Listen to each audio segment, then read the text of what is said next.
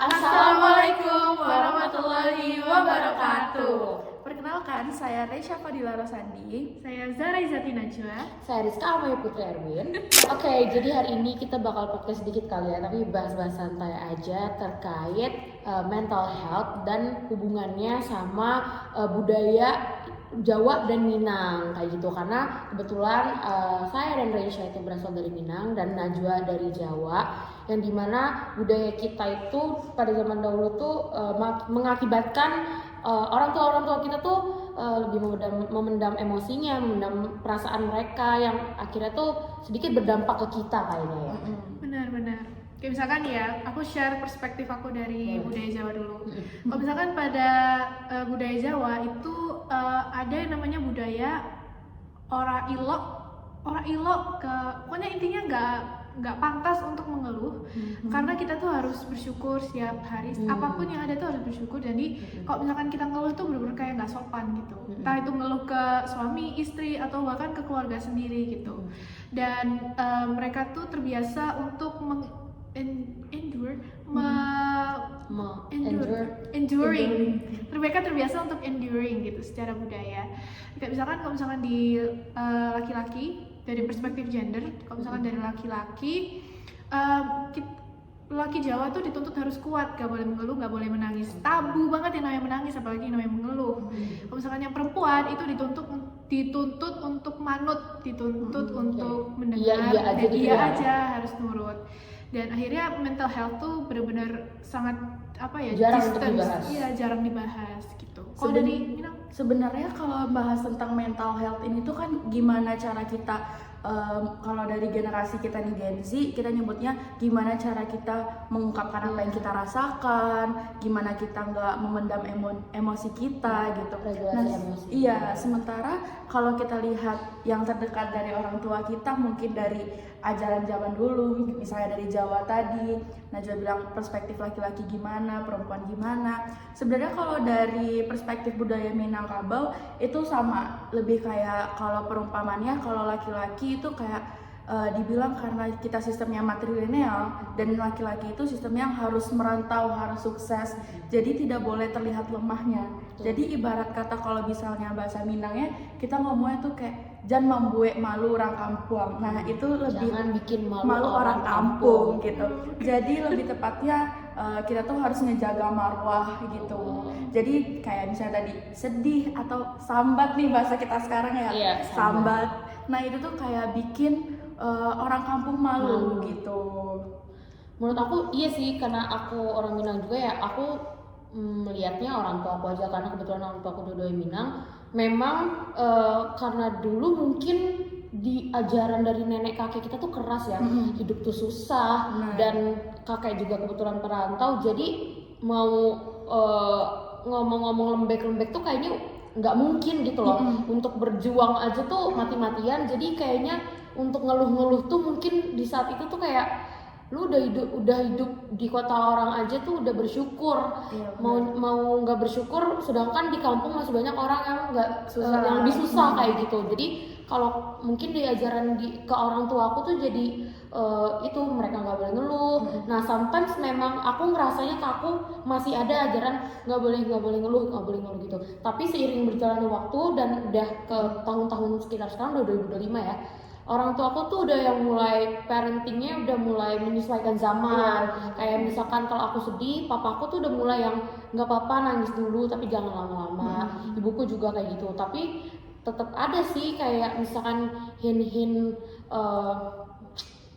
jangan nangis kayak gitu. Apalagi ke laki-laki yang stigmanya laki-laki nggak boleh nangis gitu.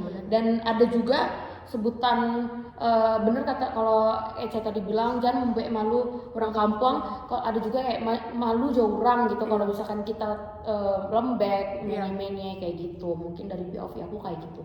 Sama kalau dulu tuh kan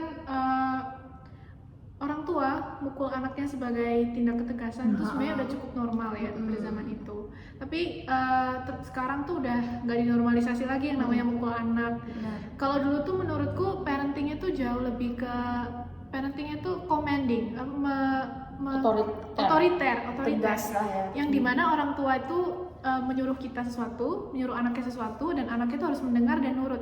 Tapi kalau sekarang seiring berjalannya waktu, parentingnya itu berubah menjadi diskusi antara orang tua dan anak, yang dimana mereka tuh sharing, aku mau kamu gini, misalkan orang tuanya ngomong, dan anaknya tuh kalau aku begini nanti begini, akhirnya mereka tuh diskusi. Jadi udah benar-benar beda dari pada zaman dulu gitu. Kalau kalian di rumah kayak gimana? Sekarang sistem komunikasi sama orang tua masih yang kayak orang tua commanding dan otoriter kah? Atau udah ada sesi diskusi gitu dulu dari HR? Sebenarnya kalau dari keluarga aku sendiri itu masih ada yang kayak sometimes otoriter, tapi satu sisi juga kayak mereka ngerangkul gitu.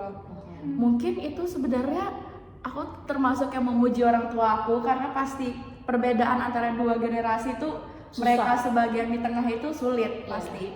Nah cuman aku melihat dari orang tua aku tuh mereka berusaha kayak sebenarnya gimana sih parenting buat anak-anak sekarang, gimana ngejaga. Dan jujur pribadi dari keluarga aku sendiri tuh udah yang mulai aware tentang kesehatan mental gitu. Jadi kayak misalnya kenapa itu ditanya dan keterbiasaan untuk terbuka. Sementara kalau misalnya dari kita kayak misalnya kalau latar belakang suku sama budaya ya itu kan buat kita terlalu oversharing kepada orang lain atau ke orang tua kita tuh kan dianggap seperti itu kayak ngeluarin aib gitu loh. Nah sementara kalau sekarang kan kita lebih biasakan untuk terbuka di lingkungan keluarga kayak gitu. Kalau Najwa diskusi, benar-benar diskusi. Udah nggak yang komen-commenting gitu. Bener. Kalau Ayah sendiri gimana? Kalau aku alhamdulillah diskusi banget karena kayak makanya itu aku sangat bersyukur dilahirkan di keluarga aku juga. Akhirnya aku tuh juga nggak terbawa, kalau kan lingkungan kita tuh mempengaruhi kita ya. Jadi sampai sekarang karena orang tua aku tuh ngajakin diskusi, aku terbiasa sama orang tuh ngajak diskusi juga, nggak bisa yang asal perintah kayak gitu. Dan memang satu hal yang ditanamin sama papaku tuh, ayah tuh harus tahu kalau misalkan pemikiran orang tuh beda-beda. Nggak semua orang tuh sama kayak kita, nggak semua orang tuh punya pemikiran yang sama kayak kita. Karena apa yang orang lalui, apa yang orang alamin tuh juga beda sama pengalaman kita. Jadi kita nggak bisa atas langsung komen gitu, satu komando nggak bisa. Kita harus diskusi kayak gitu. Sama aku lupa tadi kita pembahasan di awal, ada yang lupa juga aku bilang. Kita tuh dulu tuh kayaknya orang tua kalau kita sedih apa-apa mungkin mereka terbiasa untuk kayak kurang sholat kali gitu, kurang ibadah kali. Jadi pada yang sekarang tuh nggak bisa kayak gitu. Memang ibadah itu penting nomor satu, tapi nggak muna juga kalau kesehatan mental tuh ada. Bahkan sudah terbukti, udah secara kedokteran udah dibicarakan gitu lah. Jadi mungkin sekarang menurut aku orang tua juga udah mulai melek kalau nggak bisa juga cuma akhiratnya doang, tapi duniawinya juga perlu. Karena sholat terus tapi penyakit mentalnya nggak diobatin, ya menurut aku nggak akan sembuh sih. Sebenarnya kalian tuh pernah setuju nggak sih dengan stigma kalau misalnya yang boleh nangis itu cuma cewek, yang kebanyakan sedih cewek, sementara cowok tuh harus dibentuk kayak keras, kuat, kayak gitu? No, I never did agree. Aku gak pernah setuju dengan itu. Aku juga gak setuju. Walaupun emang perempuan tuh katanya 80% perasaan, 20% logika, sementara laki-laki sebaliknya. Tapi menurutku menurutku perempuan dan laki-laki itu sama-sama manusia gitu loh. Mereka juga pasti punya perasaan walaupun sedikit. Jadi mengekspresikan perasaan tuh bukan sesuatu yang dilarang gitu, malah harus diekspresikan. Gitu. Malah aku ini lagi kayak salut dengan laki-laki yang berani mengakui perasaannya kayak gitu. Soalnya memang sampai saat ini aku hampir nggak pernah sama sekali melihat papa aku tuh nangis depan aku atau merasakan sedih. Karena bahkan kalau aku tahu papa aku sedih tuh kadang dari bunda aku kayak papa tuh lagi sedih tahu karena gini-gini. Atau pernah sekali doang, itu pun pas nenek aku meninggal, itu pun nangisnya sendirian di kamar. Jadi kayak masih gitu loh, orang zaman dulu tuh ternyata efeknya tuh masih kerasa di zaman sekarang. Ajaran nenek kakek tuh masih kerasa sampai sekarang kayak gitu. Benar, tapi kalau misalnya bahas perspektif kayak perempuan, kalau zaman sekarang kayak ngelihat cewek nangis tuh kayak ya udah nggak apa-apa gitu. Tapi kalau misalnya balik lagi ke budaya tadi ya, karena aku dari Minang juga. Nah itu tuh kayak ada istilah gitu loh, perempuan Minang tuh kayak ibaratnya padu si Minang tuh limpapeh rumah nang gadang. Kayak misalnya perempuan Minang tuh tonggak rumah gadang gitu loh. Jadi kayak mungkin dari kita matrilineal dan laki-laki itu yang aku bilang tadi merantau harus sukses. Nah sementara perempuan itu tuh harus dibentuk keras gitu kalau di Minang. Karena rumah gadang mereka yang akan tinggal dan kayak mereka yang akan controlling rumah itu, harta warisan gitu-gitu. Jadi mereka tuh harus dibentuk keras gitu loh. Jadi mungkin sampai zaman sekarang pun kalau misalnya kita lihat tuh perempuan Sumatera atau Minang keras. Dan orang tuh akan nge-estimate-nya kayak oh keras nih berarti Minang atau Sumatera kayak gitu kan biasanya. Padahal di zaman sekarang itu tuh kita lihat banyak bukan hanya latar belakang dari suku dan budaya entah Minang atau Jawa. Sekarang tuh orang-orang udah mulai bisa mengekspresikan perasaannya. Kayak kita sebagai Gen Z itu kita udah mulai kayak bukan hanya karena suku nih gue bisa begini kayak gitu. Oke, jadi asumsi terkait generasi Gen Z yang dibilang mental strawberry karena terlalu aware dengan terlalu lembek mental lah health, ya. terlalu lembek gitu. Apa-apa dikit mental health, apa-apa dikit stres, butuh-butuh apa self reward, healing, apa-apalah. Kayaknya menurutku Gen Z itu having fun dengan tahu dia tuh kenapa. Yes. Dia tahu nih, oh aku kayaknya punya sindrom apa, misalkan NPD, misalkan dia punya sindrom, aku avoidant, oh aku secure attachment, itu dia jadi fun peka gitu, dengan diri. Iya jadi peka. Dan sekarang tuh kan juga lagi banyak, sekarang tuh kan di digital itu kan informasinya juga banyak banget terkait mental health kan, terkait ciri-ciri orang NPD, terus dia kayak merasa aku banget nih, misalkan gitu. Jadi dia tuh dia jadi lebih aware, jadi lebih aware. Oh aku punya ciri-ciri ini nggak baik nih, aku harus gimana gitu. Dan jadi lebih aware karena memang yang lebih melek digital kan Gen Z sebenarnya gitu. Sebenarnya kalau ngebahas tentang kayak Gen Z, generasi strawberry, itu tuh kayak ngejelasin nggak sih kalau misalnya Gen Z sekarang tuh kita tuh lebih paham gimana diri kita. Betul. Kayak kita tahu apa yang kita butuhin, kita tahu apa yang kita rasa, dan kita tahu kedepannya buat kita tuh apa sih yang baik gitu. Benar.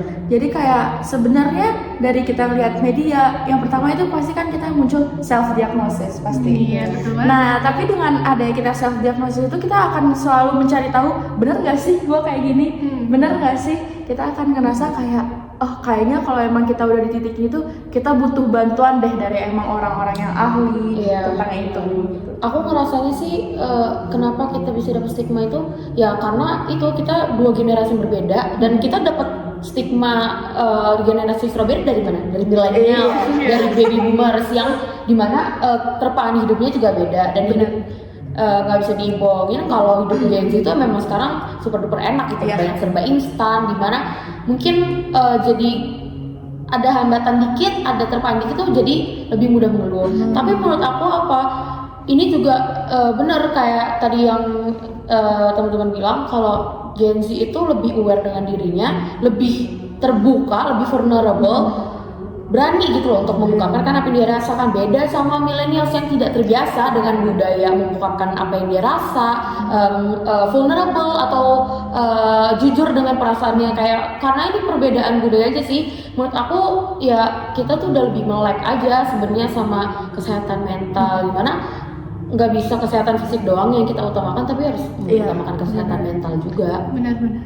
Tapi bukan berarti sebenarnya kalau misalkan terlalu aware dengan mental health, misalkan terlalu care dengan mental health-nya, sampai-sampai misalkan ini tuh paham nggak sih kayak misalkan kita tuh butuh kadang percikan api sedikit biar to feel the pain, and then to go back stronger gitu loh. Somehow kita nggak yang harus selalu baik-baik terus. Iya baik-baik terus. Sebenarnya ada masalah atau apa itu instead of being soften about that, kita terima aja painnya bentar, and then the pain will makes you stronger gitu loh. Pada intinya mental health tuh sebenarnya it's a good thing. It's a good thing kita tuh aware dengan mental health kita gitu.